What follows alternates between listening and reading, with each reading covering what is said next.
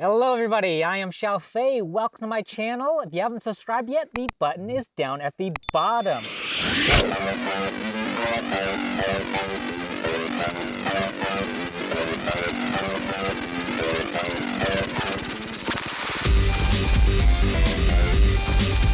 I am here today in... where are we? I have no idea. Taiwan. I'm here today in Taiwan. This is my friend Ori. Hey, 你好, shalom. He comes from Israel, and today we'll talk a little bit about the differences between Israel and Taiwan. Ori will represent Israel, and I'm going to represent Taiwan. We just took a walk in Tangzi, and we ended up in the Tea Coliseum. Where we are now, for people who are curious, is just the side of the road. You know, it's not even like a special national park or anything like that. It's just the side of the road, and that's one of the really interesting things about Taiwan, is you just go to any little place, and it's really beautiful. I was walking up the mountain, and I get winded. This is not your first time in Taiwan, is that correct? It's my 7th time. Can't get enough. 7 times in Taiwan, how crazy is that? Okay, so what are some similarities between Taiwan and Israel? Oh, there are a lot of them. It's like Taiwan and Israel, two small countries, very narrow from north to south. They've got great nature, the food is great, and the people are amazing. So in that way, they're very, very similar. Yeah, and a few things that I can add to that, because actually my mother is Israeli, I'm half Israeli. And Taiwan is also a very technological country like Israel. What is your favorite thing about Taiwan? Oh, I love the food, man. I was gonna say the people. Let's do Israel.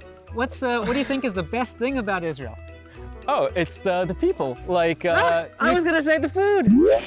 Well, you know, in Taiwan you have instant noodles. Yeah. In Israel you have instant friends. Like you meet an Israeli, and within 5 minutes they're your best friend. Yeah. What are some of the, what do you think the strangest things about Israeli people?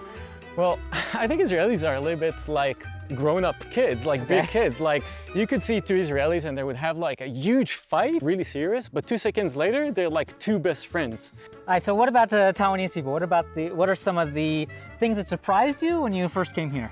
Oh, what really surprised me is like Taiwanese seem to be very shy. I think that's probably a bit more the language barrier. Like Taiwanese people are not as used to speaking English with people. So I should learn Taiwanese? Yeah, you should. All right, so what about some things that maybe Israel can learn from Taiwan?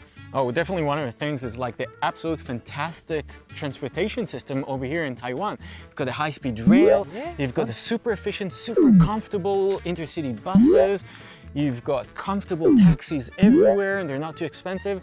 In Israel, it's very underdeveloped, and we have also a very crazy thing, like because of the Jewish religion, we shut down our public transport system for 24 hours on the weekend. Oh, on Shabbat, yeah. Okay, so if you want to go somewhere on Saturday, where can you go?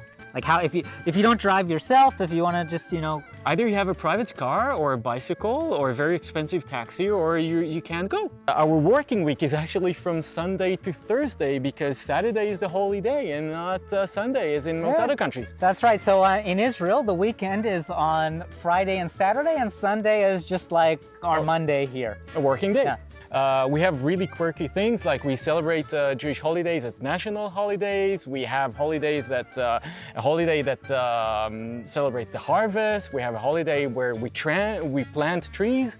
We have a holiday where we celebrate freedom. So about the harvest holiday, so in Taiwan, we have like the Mid-Autumn Festival, which is, I think, similar to Sukkot.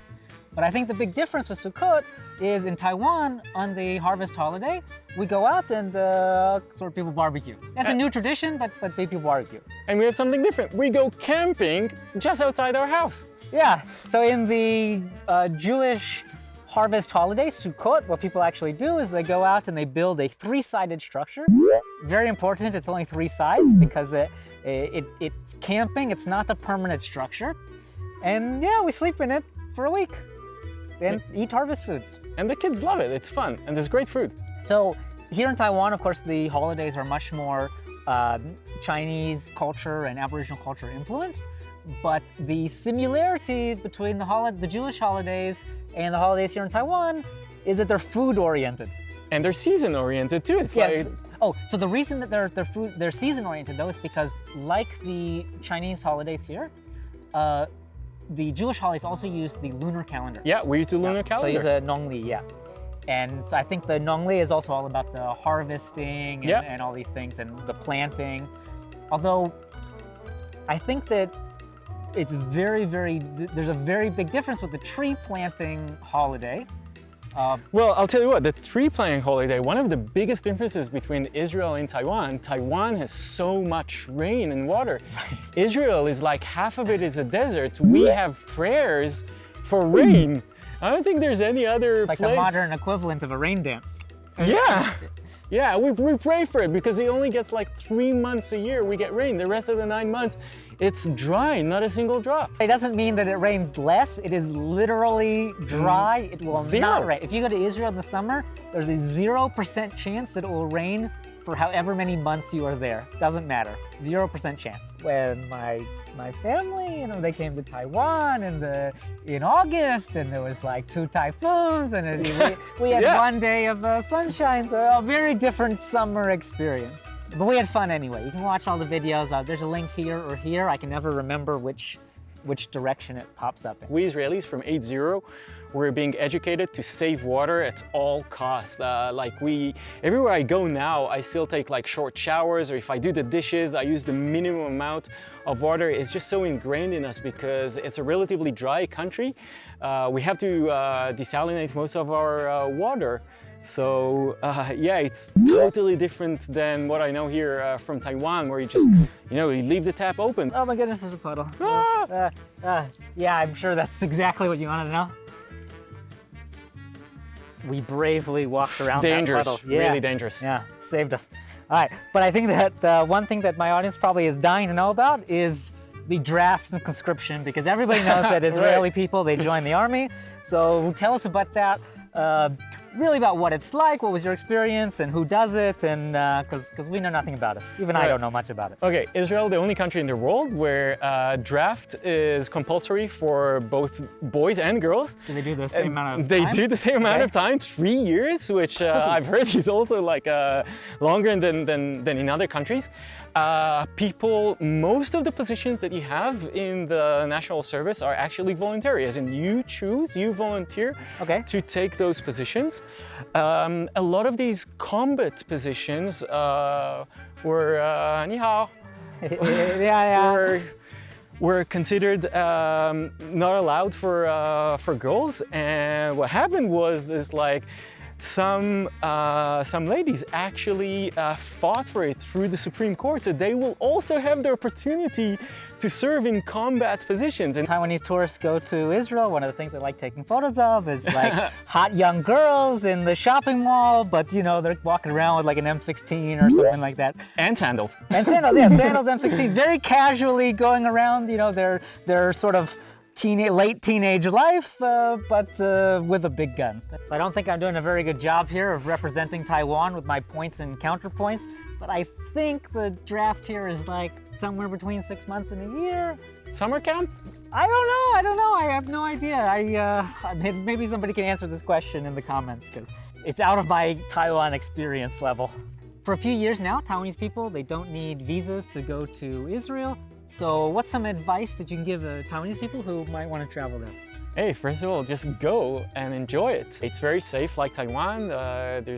You can go anywhere you want and you don't have to worry. And probably the best advice to give is just connect with the locals. Just start talking with someone and they'll be your best friends within 5 minutes.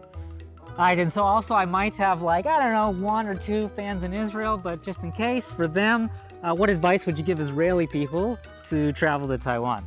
Just come. It's yeah, just get off your ass and come. You don't need a visa, by the way. Yeah, you just need, you can fly here very easily, and it's a very small place where you can explore different landscapes and food and culture, and the people are so friendly. And they have water here. Yeah, and there's water here, sure. Yeah, if you want to see rain, if you've never seen rain before, I know some Israelis, it's a new thing. You can come to Taiwan, check out rain. Yeah. And for those 2 Israeli fans out there who want some advice to come to Taiwan, the best advice I can give you is go check out my website, because if you like waterfalls and hot springs and things that aren't that common in Israel, the beautiful nature here, check out my site. I got maps from everything. And then there's other great YouTubers here. You can check out Ku and Rifat for food, and Alan for politics. Check out all these guys' channels, and then you'll find out the best things to do in Taiwan, and you'll have a great time, I promise. My car is in the cloud now. Cool. Huh. Cloud 9.